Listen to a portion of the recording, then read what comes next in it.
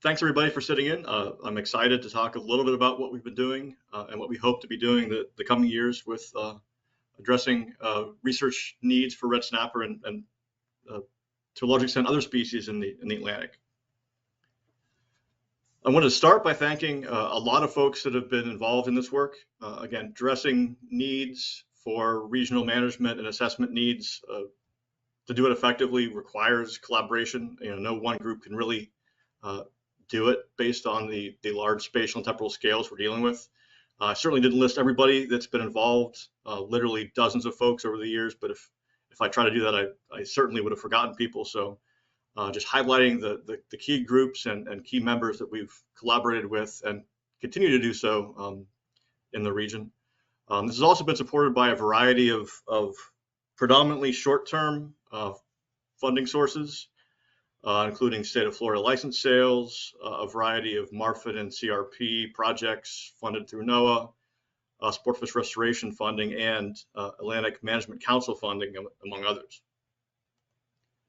Well, I think we're all pretty well aware that this is an exciting time for red snapper research in the region. Over the past several years, the South Atlantic Red Snapper Research Program has shine a spotlight on red snapper, and the amount of work coming out of that program is extensive and dramatically improving our knowledge. And the work that we've done has contributed to several of those components of that project, working closely with Will and his team on this. But that wasn't always the case in the South Atlantic. Looking back 15 years, when management regulations were first implemented to end overfishing and rebuild the red snapper stocks, there was actually very little active research focused on red snapper in the region. And as we know, most of these management regulations dramatically influenced data streams available for assessing potential population recovery. Highlighting this is an example here where we see the disparity of information in the Atlantic versus what we know about red snapper in the Gulf. So the left, we have the indices used for CDR 41 for South Atlantic red snapper, the management regulations implemented in 2010 that largely ended fishing, ended several fishery-dependent time series, including the commercial and headboat indices. And with the dramatic expansion of the SURF's trap video survey, we began to pick up a nice independent survey there. Again, it's a great survey. The gold standard survey that's used for most assessments of reef fish in the region. But for many species, that is the only source of fishery-independent data. And you compare that with the Gulf red snapper assessment, and this is from 52, which is, again, a number of years ago, where they're very data rich. And in the case of red snapper, we have a larval index from the Gulf-wide CMAP ichthyoplankton survey. We have actually two juvenile indices from the summer and fall Gulf-wide CMAP groundfish surveys. And then we have both a reef index from the CMAP and Florida video surveys, as well as the NMFS bottom longline survey, which characterizes larger red snapper that at some degree disconnect from actual reef habitats. And in fact, for red snapper, there were other indices, including surveys of artificial reefs, vertical longlines, et cetera, that were not included in this assessment because of the fact that they're duplicative of other surveys that were available. And this highlights, a case that we see for most species in the Gulf. We typically have data streams from multiple life history stages, whereas in the Atlantic, we do see a disparity in the amount of data available. And we'll touch upon some of that here in a moment. So with the 2010 moratorium ending most commercial and recreational fishing, there were dramatic impacts to the utility of fishery-dependent data streams, particularly in assessing population trends through time. Again, the SURF's trap video survey is a great survey, but that was really the only fishery-independent survey available. And so we were approached to determine whether we could develop alternative sources of abundance, size, age, composition, or other independent data streams. And again, with the fact that the SURF's video survey was active and a good survey, we didn't really address any video-based needs. Again, there's very stark differences between the Gulf and the Atlantic video surveys in terms of design and technology, but again, that really wasn't that critical to address. But other than that, we tried to build as much as we can off of our experiences in the Gulf, which are fairly data rich. And the other thing we've always had as our philosophy is to try to co-produce the science with industry partners where possible, to try to take advantage of their expertise. Again, they, in many cases, know the resources better than we do. And I think that also helps build in some buy-in to the science produced from these efforts. So I'm going to talk about 4 components of this talk. First, walk you through early steps, kind of where we got our feet wet with research in the Atlantic. A lot of time talking about our core fishery independent survey that again, as Chip mentioned, was presented and accepted for use in the upcoming assessment. Touch briefly upon some ancillary work that we've accomplished along the way, addressing some specific objectives, and then finally, talk a little bit about some of the things that are coming in the future. So again, once the fishing moratorium was implemented in early 2010, we were approached by industry to again produce some fishery independent data to help assess potential population recovery in the future. Now, at the time, there was a variety of limiting factors. One, there was very limited funding available to get something up and running. It was funded a little bit by industry. There's obviously a sense of urgency because the management regulations were already in place. And finally, most of you may or may not be aware, but 2010 was also the year of the Deepwater Horizon oil spill, which we were addressing to a large extent in the Gulf. So the manpower to take on additional tasks was somewhat limited by our group. So the solution that we implemented for this very first step of the program was to implement a cooperative angler-based tagging program. Now, the objectives of this were again, threefold. First, to gain some knowledge. We didn't have a whole lot of experience working in the offshore waters of the Atlantic at the time. So by gaining some knowledge of the environment, the habitat, the fishery dynamics, that was needed to set us up for success. We also learned a lot about what the methods they were using that eventually led to some of the gear survey design that I'll touch on here a little bit later. Second, to build some rapport with the industry. And for this project, we worked closely with all sectors, including the recreational, for-hire, and commercial fishing sectors. And to provide some ancillary data to give a sense of what the red snapper populations are looking like in the Atlantic.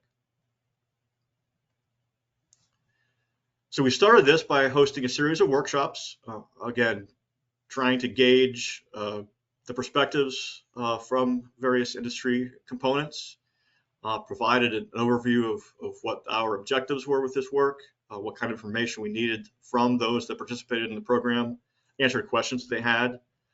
For those that were willing to participate, we then reviewed proper fish handling techniques and conducted hands-on tag training to ensure that when they tag the fish, they're tagging the right location, improving tag retention probabilities, and making sure they're including the right data we need when they provided the tag information back to us.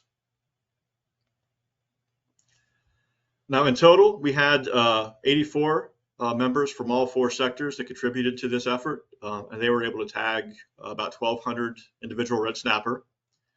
We also had some dedicated trips funded through the Southeastern Fisheries Association and the Gulf and South Atlantic Fisheries Foundation, which allowed us to do additional work. Again, these were trips that were chartered but manned by fish biologists. And from these efforts, a total of about 3,500 red snapper were tagged in about an 18-month period. Here's a summary of one locations where these fish were originally tagged. So this, again, began to build some information on the distribution of effort, the distribution of potential reef sites for a fishery independent survey. And here's on the right, you see the size, frequency of the fish that were tagged. Most sectors were able to tag the full range of fish that we encountered in the survey. So a nice effort in terms of getting some tags out there. We then work towards facilitating recaptures as best we can. In summary, we had a recapture rate of about 9% from these initial efforts. Most of the fish recaptured pretty close to where they were originally tagged, less than 1 kilometer, although some did travel 30 kilometers or greater.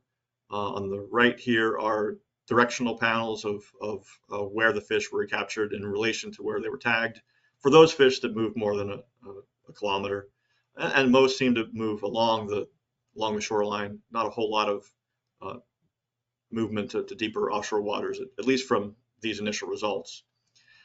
And again, we do consider this project to be a success. We built some great relationships with some industry partners that continue to this day. Again, got some understanding of what's happening in the Atlantic, but in terms of assessment utility, these data weren't really all that informative. But what that did lead us to is to develop a potential alternative to complement the SURF's trap camera survey. Again, as we mentioned, this is a survey from North Carolina down south of Cape Canaveral. Comprehensive, couple thousand sets per year, provides extensive data on abundance and life history of a lot of reef-associated fishes in both cameras and traps. It is the primary source of fishery-dependent indices for essentially every reef fish assessed in the region. But again, we didn't want to duplicate the efforts, so what we did was try to find a way to augment that. And what we settled on, based on some work in the Gulf and on experience we gained from working with industry partners in the Atlantic, was a fishery-independent hook year survey. So in 2012, we conducted a pilot study that tested 3 standardized methods. The first was a vertical longline survey. This is very similar to a survey that had been successfully implemented in the Gulf, where it's essentially a passively fished gear that has 10 to 12 hooks on it. For these efforts, we looked at 3 different hook sizes, 8/0, 11/0, and 15/0. We also then implemented a short bottom longline survey that again was a 12 hook longline. Again, this is based largely on the fact that in the Gulf, data from the bottom longline survey was or is very important in terms of assessing the abundance and distribution of especially larger, older red snapper. Given the current in the Atlantic, deploying those mile-long longlines became a bit of a challenge. So this was an alternative that we explored. Again, also a passively fished sampling approach. But the novel approach that we implemented was an actively fished approach that we call the repetitive time drop approach. Essentially with this, anglers fish a rig, an electromate rig that has a pair of hooks on it. The hooks are the same size, either 8/0, 11/0, or 15/0. And at a site, we have multiple anglers fishing at a time. So there'll be 3, sometimes 4 anglers fishing, each of which would have different hooks on the rig. And again, this was highly standardized. In fact, most of my staff affectionately tell me that we've essentially taken the fun out of fishing with this approach, but in many respects, that's the purpose. So for a site, we have generally 3 anglers. They would then all bait their hooks. And again, all these hooks were baited with Atlantic mackerel cut proportional to hook size. And they would do a series of team drops. So all 3 anglers would drop their 2 hook rigs at the exact same time. And they would allow them to fish on the bottom for either 2 minutes or until they felt a bite on the hook, in which case they would retrieve the rig. After 2 minutes, everybody would retrieve their rigs, rebait, and then redrop. And typically, we do this a series of 10 standard times. So with 3 anglers, 2 hook rigs, 10 team drops, there's a total of 60 hooks fished at a typical sampling station. Now, the design of this initial pilot study, which has also led in many cases to our long-term survey approach, was to first compile all known reef sites. These include all potential sampling sites within the SURF's sampling frame, as well as additional sites provided by both our industry partners and from the tag recapture data from the initial tagging study. We've implemented a stratified random design where we have 3 spatial strata, or latitudinal strata with from North Florida down here to Cape Canaveral, 2 depth strata inside and outside of the 30-meter isobath in red here. An allocation among those 6 spatial strata is proportional to the number of potential sampling sites within each of those. So in the 2012 pilot study, on the left here, you see the actual size frequency of the 3 different approaches used. In this case, black is the horizontal long line, red is a vertical long line, and then green is a time drop. Unfortunately, that doesn't match the colors on the right, but you get the idea. And generally, although the numbers varied, the size frequency in this initial pilot study was pretty similar among the 3. However, in terms of CPUE, which is number of fish standardized per the number of hooks deployed, we saw a much higher CPUE in the repetitive time drop survey. We also saw a higher frequency of occurrence, which is a good metric of survey performance. And so in terms of our long-term survey, we decided to pursue this repetitive time drop survey. And one of the questions that's come up many times is, even though it's highly standardized, because it's an actively fished survey, do you experience influence of angler experience on your catch rates? And this is a paper published a number of years ago based on parallel work in the Gulf of Mexico. We fit statistical models to, again, examine just that, as well as the importance of other factors for a variety of species. I'm presenting red snapper here because that's the focus of the talk. What we see is angler type, and in this case, our angler type was essentially whether they were a industry angler or not. So most of the work that we conduct is on chartered boats. So in this case, we have scientists as one class, and industry, which includes either the captains or their mates, as a second class. And we saw in this case that catch rates between the 2 didn't really differ with respect to red snapper. So we do feel that these standardized approaches, to a large extent, remove potential angler experience from the equation of influencing potential catch rates. So again, as I mentioned earlier, this has not been funded long-term by a consistently stable funding source. So our objective is to make this an annual survey, and we do so whenever we can, but that has been largely contingent upon funding available. And here's an example that shows the time series of sampling effort and tiny little black dots. I know those are going to be hard to see at the 100% scale, whereas the blue circles represent sites where red snapper have been captured. Now, most of the early work especially was funded through MARFIN and CRP proposals. And again, at the time, they largely didn't fund continuation of long-term monitoring programs, so you had to subtly alter objectives with each submission. So there were some differing objectives in some of the early years. And what we were able to do in this case was largely restrict those data sets to what was comparable to what we conduct now in terms of the standardized RTD approach. Hence why, especially in 14 and 16, although the data presented here was largely using the same approach, the sampling effort is much less intense. And there are some major spatial gaps in 2013, 15, 19, and the COVID year in 20. But at least in recent years, from 21 onwards, we've been able to maintain largely an annual survey. In terms of catch distribution, over the years of the survey, it is still a somewhat zero-inflated survey, despite the fact that it was designed largely to provide data for red snapper. But we do see a distribution of catch that extends out to 30+ individuals per site in some rare cases. Now, looking at the age distribution through time, and again, this is one of the primary motivation behind this survey was to provide an additional source of age data. And so we see here the age data through the years.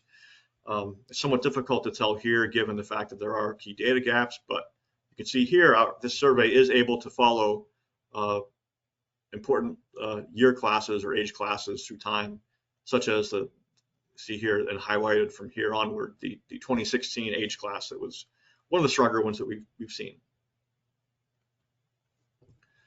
Now, following some evaluation at the CEDAR 90 data workshop, we settled on a truncated index. We excluded years 2012 and 2014. There was some variability in those early years based on, one, the number of anglers at a site, and two, in some cases, the number of drops was not exactly 10. It may have been more, may have been less. The panel found there was interest in those years, but at the time there was concern that the approaches we were using were not adequately accounting for that. So to solve that issue, the index was truncated from 2016 onward, and this truncated index was recommended. Now, concerns were brought up, and again, these apply to this in addition to all surveys you have to evaluate. One, that retention of the early years, which would provide a nice anchor to this long-term time series. This survey is focused in Florida, where the core of the red snapper historical distribution was. The panel discussed potential hyperstability, compared these results with similar results from the video and trap surveys in the region. And while that's not presently a huge concern in terms of there's no clear evidence of hyperstability, it's definitely something to be mindful of and to keep an eye on in the future. And the other concern brought up by panelists was whether there was a potential for gear saturation. Again, as opposed to a video survey where in theory you can fit more and more fish on the screen, we only dropped 60 sites at a station. There are technically only 30 independent drops. So there is an upper limit in terms of how many fish we can expect to capture. But even in recent years where we have fairly high abundances of red snapper in the survey, very few of our sets are getting anywhere near that saturation level. So again, at present, these don't appear to be a fatal flaw of the survey, but things that we are definitely keeping an eye on, and we have ideas for how to address in the future. So again, that was the primary focus of our efforts, and again, we think that was largely successful. But there were some other pieces that we've been thinking about based on things that we've learned in the Gulf and questions that have come up that we've tried to address along the way. I can't touch on all of those today, but the three that I wanted to focus on were efforts to improve our understanding of reproductive ecology of the species, initial efforts to try to explore the feasibility of a juvenile survey to provide data for a different life history stage, and some ongoing efforts to assess selectivity of the various gears that we use in the region. So again, the 2012 pilot study was probably our most comprehensive study in terms of the number of sets we're deploying, the number of fish we're capturing. At the time, what we did, because again, there was some limited knowledge, we layered on a comprehensive reproductive biology study, where of these fish that were captured in that survey, about 1,300 were aged. Almost all of those were sexed, and we were able to obtain histological samples of almost 700 females. And you can see this paper by Sue and others for a lot more details on what I'm going to touch on briefly here today. So one of the objectives was to look at some of the spatial distribution of core red snapper spawning habitat. The left here you have in this panel distribution of all sampling sites. Black dots were sampling sites where no red snapper were captured, and yellow are ones where they were captured. Whereas these red dots here indicate sites that I believe we captured more than 10 or 20 red snapper, and a significant proportion of those were found to be spawning capable based on histological analysis. So again, I hesitate to use the term spawning aggregation because question whether snapper actually behave in that way. But from this 1 year of study, this was an area of core snapper spawning. And you see the same thing here on the right. These are kernel density estimates of core spawning activity for red snapper. B to D are moving older red snapper as you move down. The take home is that at least in the 2012 period, a lot of red snapper spawning was focused in this area just to the northeast of Cape Canaveral. Another main component of this was to provide some batch fecundity estimates. Again, we had a lot of extensive data for this in the Gulf. We wanted to provide some similar information in the Atlantic because we oftentimes see the big, old, large females will produce a lot more eggs per batch than will small fish. And we see evidence of that here. So as size increases, the total batch fecundity of that does increase. And there was also this study were included in Nick Farmer's nice paper on spawning of all reef fish off the South Atlantic. So this did provide some useful data for the assessment of red snapper, but there is one caveat that we need to mention. Again, this was conducted in 2012, where you see the size, frequency distribution of red snapper bimodal, which at the time is not really a great sign. And we look at the age composition. Almost all of these fish were age 6 and younger. So there was clear evidence at these early stages of this survey that there was size/age truncation. And so while this information is informative, it might be time, now that we have a somewhat recovered age structure of the population, to repeat the study and flush out information on some of the larger and older red snapper that we're starting to see in the survey.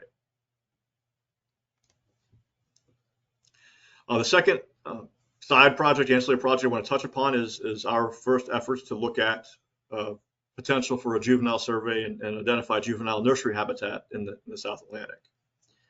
So this is a abstract from Ryan Rendon's paper comparing data availability for red snapper in the Gulf and Atlantic.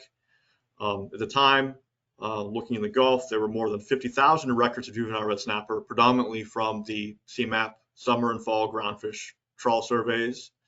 In fact, there are sets where we'll catch up 50 to 100 red snapper in an individual trawl.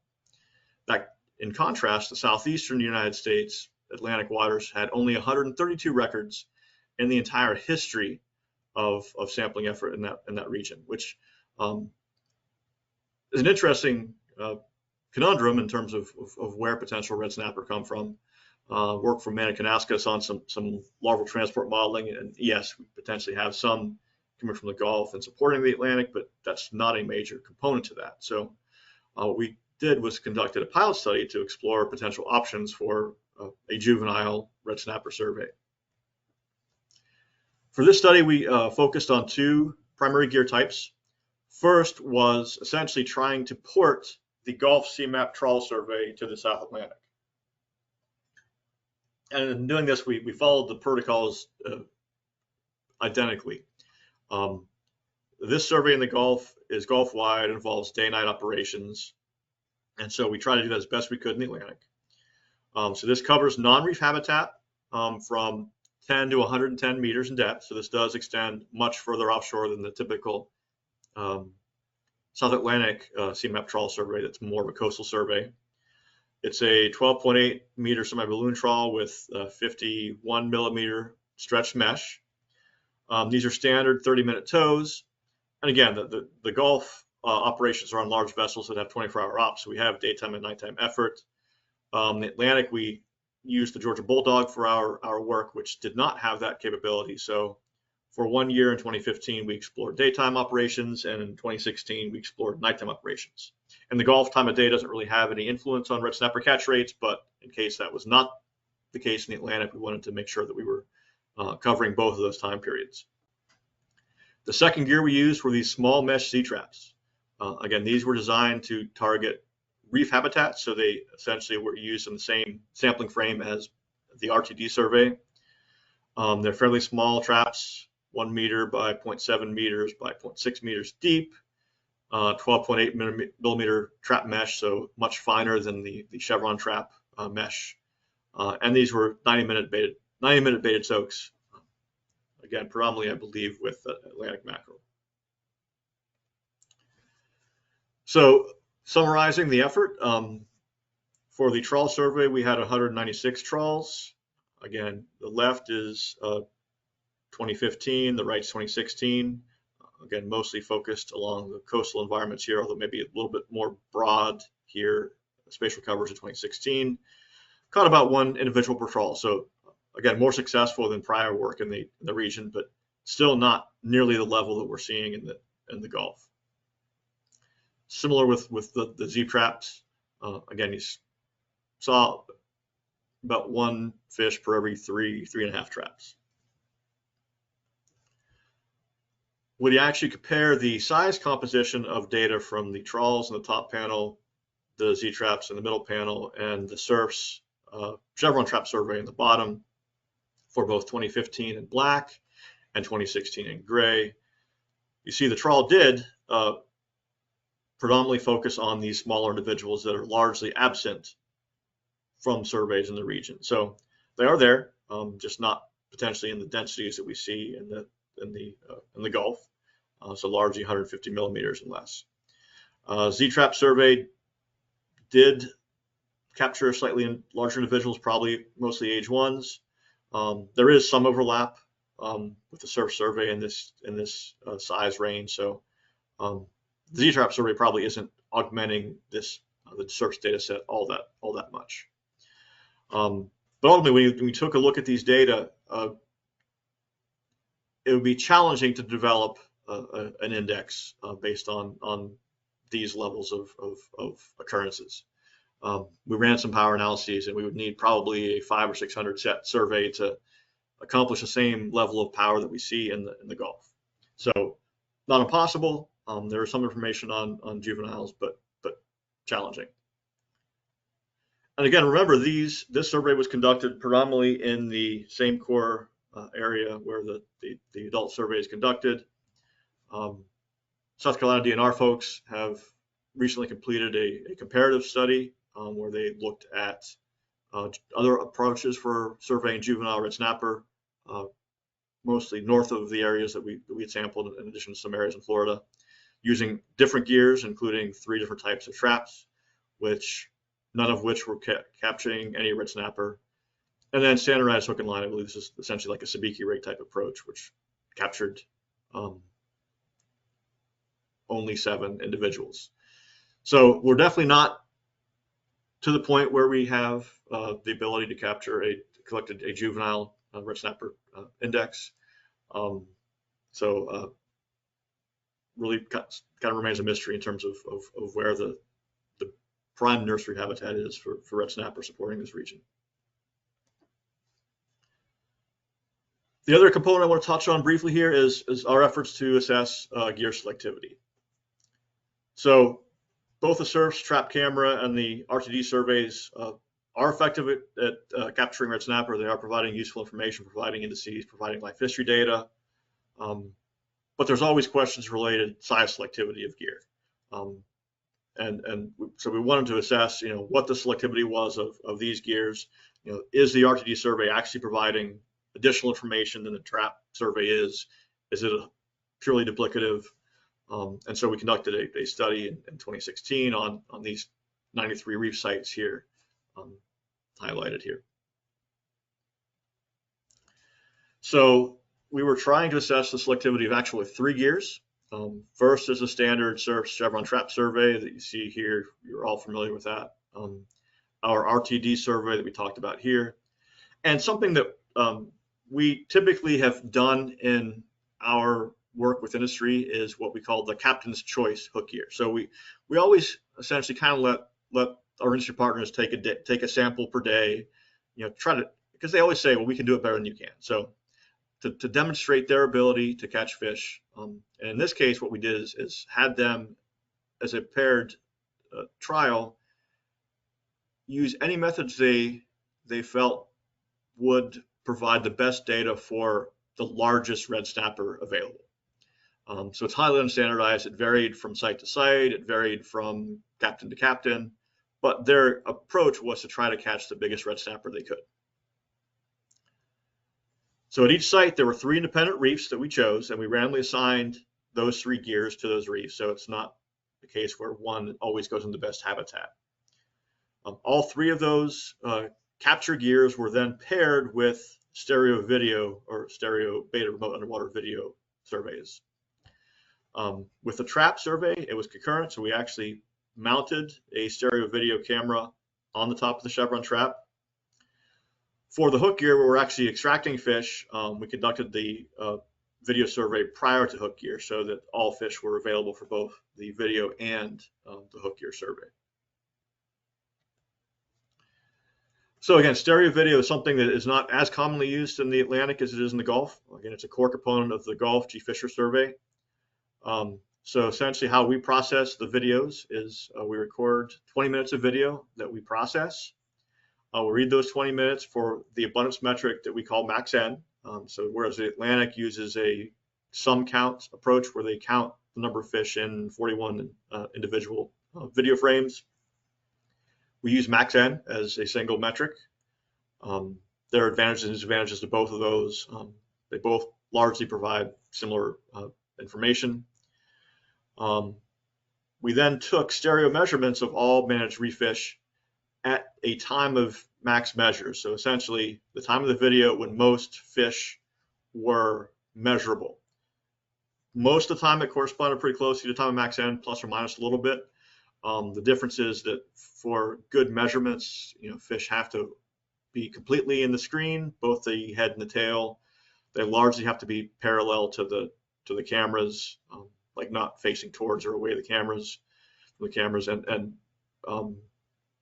typically if they're closer, the measurements tend to be a little bit better. All measurements were conducted using CJS software, and with these approaches, we have very extensive calibration protocols. So we actually will calibrate every single stereo camera at the beginning and the end of the sampling season. And we'll also conduct a mid-season calibration if, for whatever reason, the camera needs to be maintained, just because it may have been moved out of alignment. Now, in terms of measurements, here's an example of what you see. So you have a left and a right image.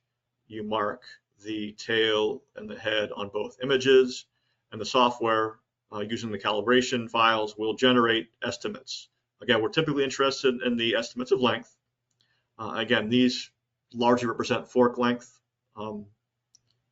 but it produces other information. For example, it'll give you estimates of the range, how far away it is, and it'll give us these measures of RMS and precision, which allow us to filter out suspect measurements. For example, if you get a measurement of a 6 foot triggerfish, you know that's wrong, and you can get a sense of why that might be. So there is a filtration step that allows us to toss measurements that may look reasonable, but because of these diagnostics are unreliable. So almost invariably we have less measurements than we do actual fish seen. And the results of the study, you see here both kernel density estimates here and some relative selectivity estimates on the right. The black line is what we saw on the SBRUV in terms of size distribution. The dashed line is what we see here in the trap. And this 200 to 500 millimeters are both doing really well.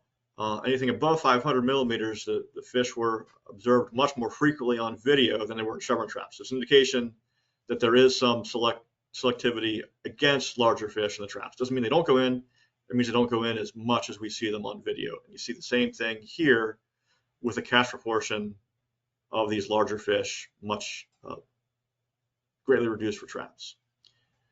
For both the RTD survey and Captain's Choice, we see very similar patterns, which is again comforting that this method, although highly standardized, largely mimics what the captains could do if they were trying to capture these bigger fish.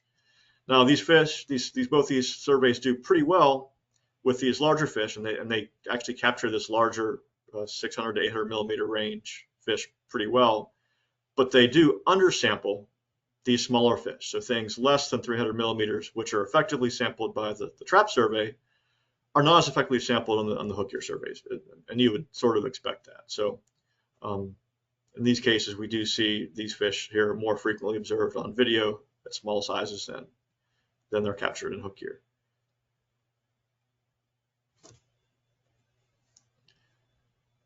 Again, these comparisons were conducted in the mid-2010s, focused entirely on Florida.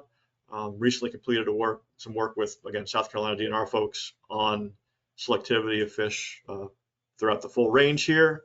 And you can see here for red snapper, the results are largely the same. So there does appear to be a selection against some of these larger fish. So the hook gear survey does appear to be providing some additional information, particularly for these larger, older fish that are needed to monitor population recovery. So what's next?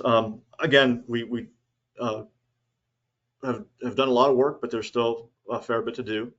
We recently were notified that another 3-year Marfin project was funded to monitor long-term trends through a fishery-dependent hook year survey. So this would allow 3 additional years of the RTD survey. So again, the primary objective of this is to continue the time series and continue to monitor population trends. But we also have some components to this to address some of the questions that have been coming up. So for example, one of the modeling approaches we're going to try is to incorporate some of those early data that have slightly different hook-specific sampling effort for individual sites. A subset of our sites, we're going to assess the utility of additional drops and as a way to mitigate potential gear saturation in the future. If we do more than 10 drops, does that really improve our ability to capture fish? And that's not just a red snapper question. In the Gulf, what we see is that a lot of times you have to fish through the red snapper before you start getting data on things like gag towards the end of your set. This may allow us to extend the utility of this survey to other species. And finally, to look at actual power analyses of these surveys. Can we optimize them? Can we reduce effort? Ultimately, we'd love to extend this survey further north into regions in Georgia and South Carolina. Present funding levels don't allow that, but if sampling effort could be reduced in Florida, that's an option that we could explore. To date, most of the work on red snapper in the South Atlantic is focused on natural reef habitats. While the amount of artificial reef habitat in the Atlantic definitely pales in comparison to what we see in the Gulf, there's an increasing interest in incorporating artificial reef data into Gulf assessments at some level. So we've done some work with the RTD survey. Again, those RTD sites that were sampled in artificial reefs have been excluded from the index, but we have enough information that we can begin to assess whether the age composition differs between artificial and natural habitats. Here we actually have some other ancillary information that we see. We were part of the efforts to estimate absolute abundance of amberjack that are ongoing. And to do so, we conducted a series of natural and artificial reef camera sets throughout the sampling frame here, and you get a sense of what the distribution is. In this case, triangles are artificial reef sets, circles are natural reef sets. Red indicates red snapper present, whereas black is they're absent. So we do have some ancillary information from this other project that we can draw from. And we do see that red snapper abundances are somewhat higher in artificial habitats, and that's very similar to what we see in much of the Gulf. But evaluating whether this is sufficiently high to warrant additional efforts is something we need to touch upon. Again, in the Atlantic, the Gulf, red snapper or artificial habitats probably represent 1 to 2% of the total habitat availability.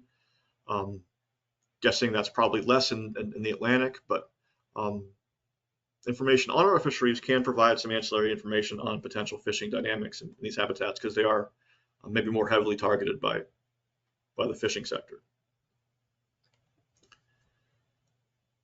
And the final thing I want to touch upon here is and this is essentially going to be a long-term goal of all of our teams.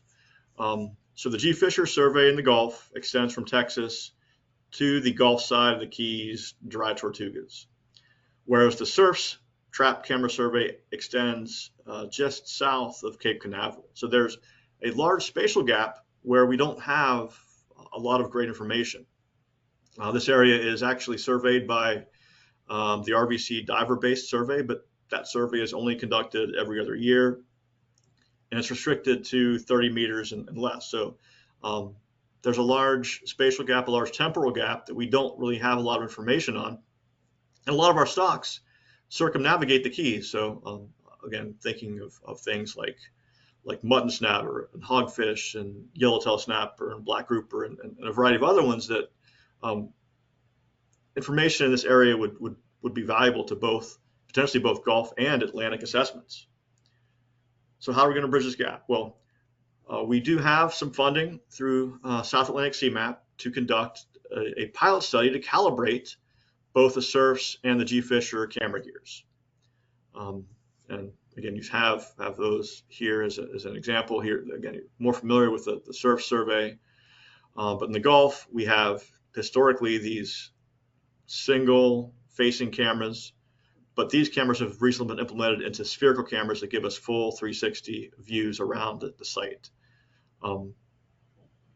So the interest is to calibrate counts from these two areas, of these two systems.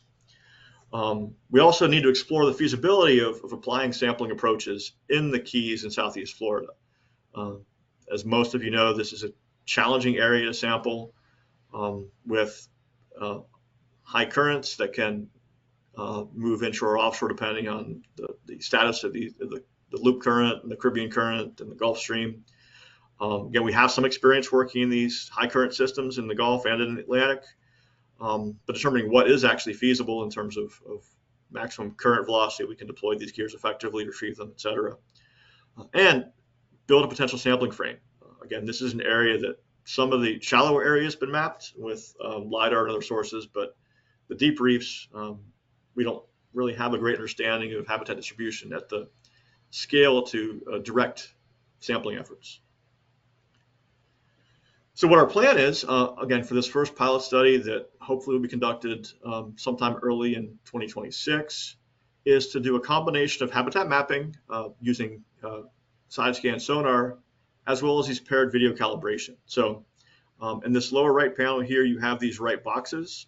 These are the locations of our standardized habitat mapping surveys.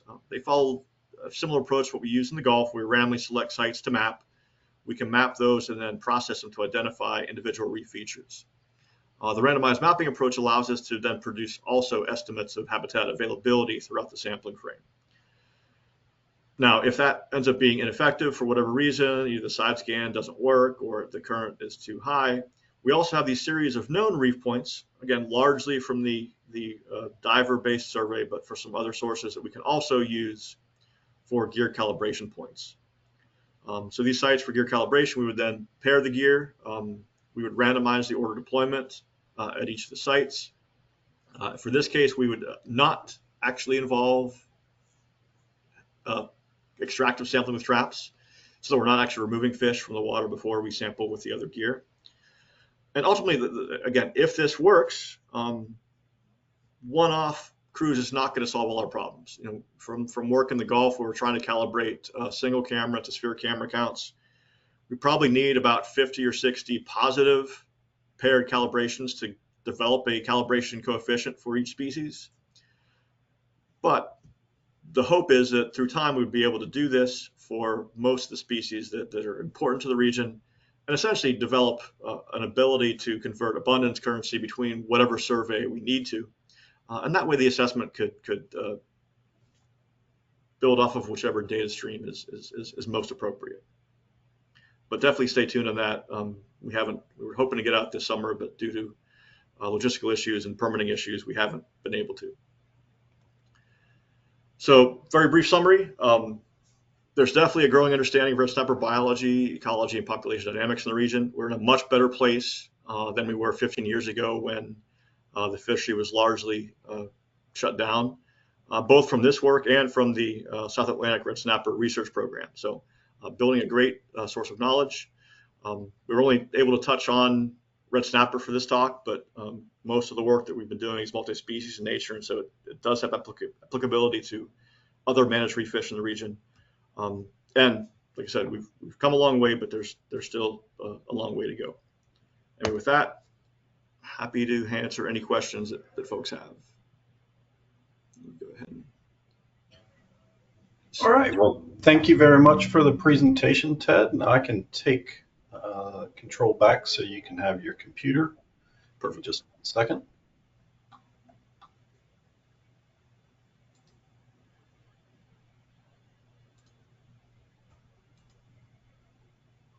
All right. Are you seeing my screen?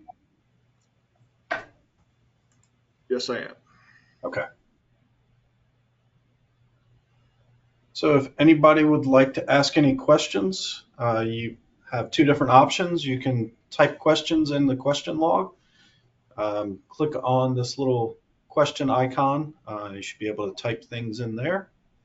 Or you can type it into the chat log if that is available to you. And then finally, you can click on the hand raised. It should be black on the left side, bottom left side of your screen if you're using a computer, or it's going to be under the three dots if you're using a phone.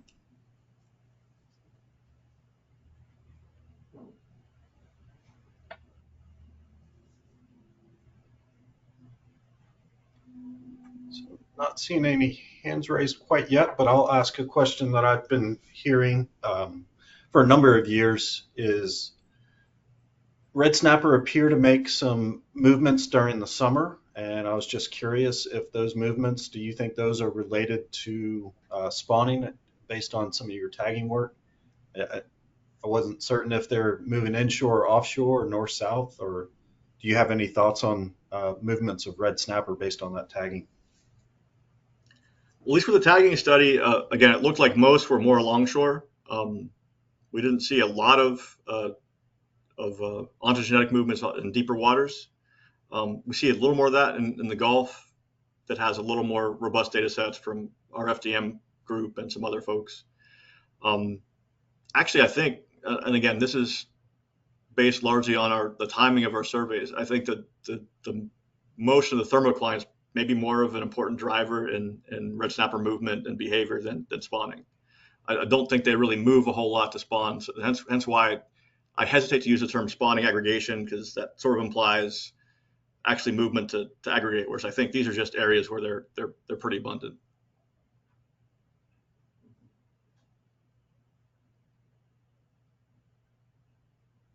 All right, Kathy Knowlton has her hand raised. Hey, can you guys hear me? Yes, we can. Excellent. I am sorry if I missed when you said this. There was a lot to take in that presentation. That's amazing. When you were talking about the work, I think it was Sue Lowry's with confirming the higher batch fecundity with the larger fish. Did you say whether that work also confirmed that there's higher batch fecundity with older females compared to younger females at the same length? Like a 30-inch female is batch fecundity higher for a 15 or 20-year-old female than a 10-year-old female, and they're both the same length. We've heard it referenced before. I was just wondering if that has been confirmed or Sue's work confirmed that. Thank you so much. Yeah. So definitely a great question, and we definitely see it in the Gulf. The one thing I did mention was that probably 95% of our fish were age 6 and younger. So at the time, the population was still heavily age truncated. We didn't have a lot of information on the larger females at the time. I think if we repeated that study now, we'd have the information to be able to address that better, which is why I mentioned I think that's something that internally we have to have discussions of whether we want to devote one of the years of the Marfin project to that question.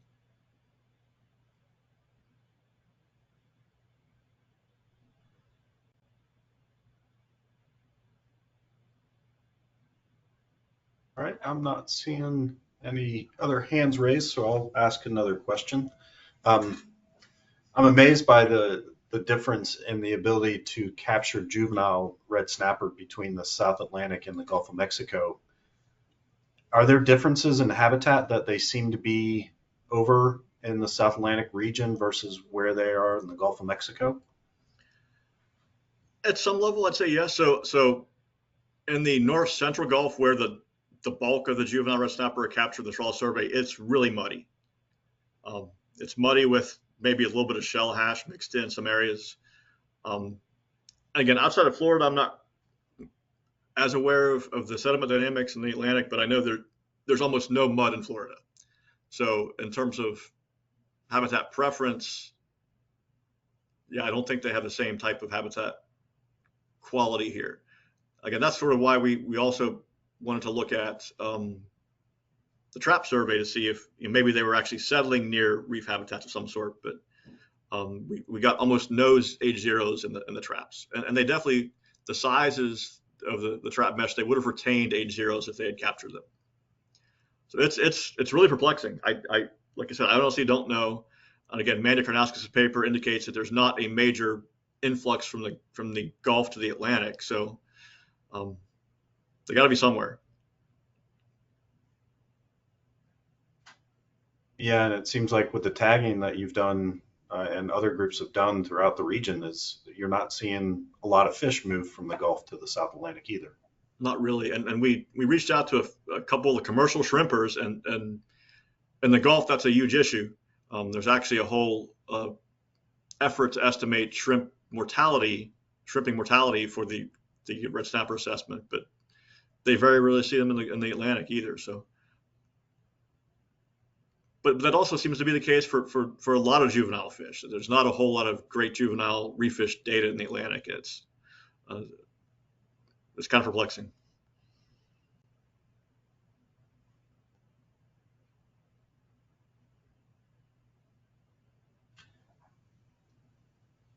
All right, folks, don't forget to raise your hand if you have any questions. Otherwise, I'm going to continue to ask questions. It's great to see that the surveys are going to now start to be able to go from basically Cape Canaveral down through the Keys, and was just curious if you're using any of the new research that that NIMS has been doing, looking at I think they're doing side scan sonar down there to help inform your maps, or you're having to use different information. Well, so for the and again, I haven't seen the final product yet, but so for the South Atlantic red snapper accounts, Chris Taylor and others had done a systematic cross-shelf mapping, essentially a zigzag all the way down the coast. And I think it was actually multi-beam, not side scan, but again, for reef will give us some useful information. But I haven't seen the updated map. The very initial map that they had developed a few years ago had some areas of bias in it that were classifying reefs that we know aren't, and vice versa. But the new map should be better. But that's probably more useful in terms of estimating quantity of habitat for things like abundance estimation, extrapolation. A case like the Keys, where we have extensive currents, we're going to need to have fairly high precision location data for reefs to sample effectively. In the Gulf, that's essentially what we do, is that we actually do upstream targeting in these high current areas. But it's definitely going to be helpful, something to build off of. We've got some work in the Gulf where we're trying to calibrate multi-beam and side scan classifications. Early efforts for most of the habitats are pretty promising, and that's, I think, the first that I've seen that be as accurate as it is. So that is great to hear.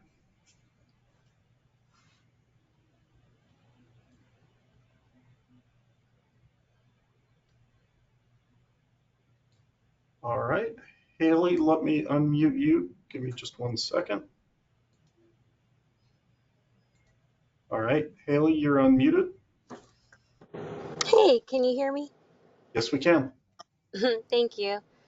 Ted, thank you so much for this presentation. A lot of good information. It's a lot of work, and I thought it was really, really great. Not so much a question, but more so a comment.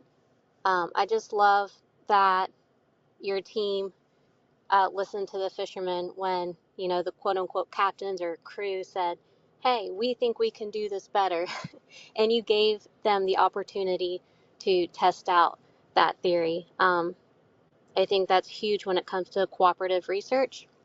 And just again, want to commend FWRI and the FWC teams down here in Florida for all the continued work. I'm glad to see that, hopefully they can keep it going. And great job. Thank you. well, thanks, appreciate that. Yeah, it definitely is one of I think the best parts of what we do, and definitely builds a lot of buy-in to the information coming out of the project. So thanks. Yeah, and I was wondering if you could maybe build on that a little bit more, Ted, about how to set up a really good cooperative research program like you've done. I think that could be beneficial for other fisheries as well. Well, definitely. Again, so I think I think that the two things that were really successful with this, again, and a lot of this started with the tagging program that built the relationships of folks that we've continued to work with. One is just being clear with what we need, the information we need to, explain that, we already have very good fishery dependent data sources. So we already know from that information where the fish are being captured, but, that we need a better understanding of the entire population. And then second is listen first, don't be prescriptive at the outset, listen to what they say, listen to what their experiences are, and then as much as possible, try to incorporate that.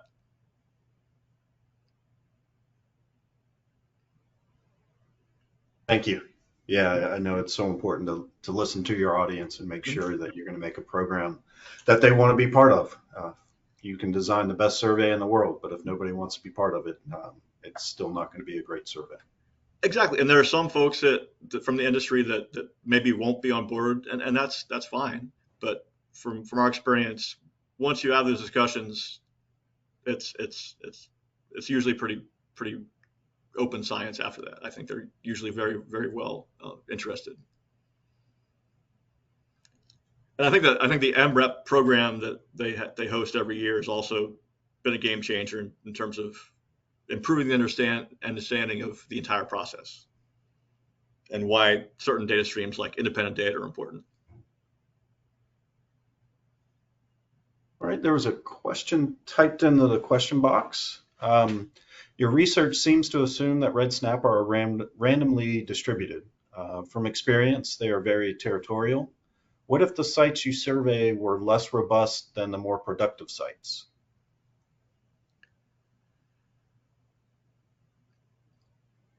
Well, with the work that we have is they're randomly selected sites, but they're all known reef habitat. So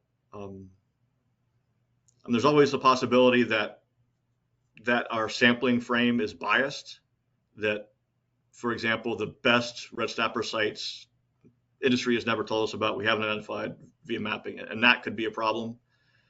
But the fact that it encompasses a wide range of habitat qualities, and we have some artificial reefs, we have some high relief features, we have some low relief features.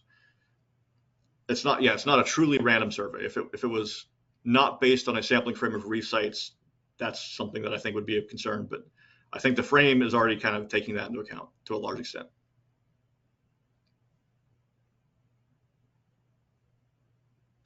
And it's also helpful to have the two different surveys going on as well, so you can compare and contrast, I think. Yep.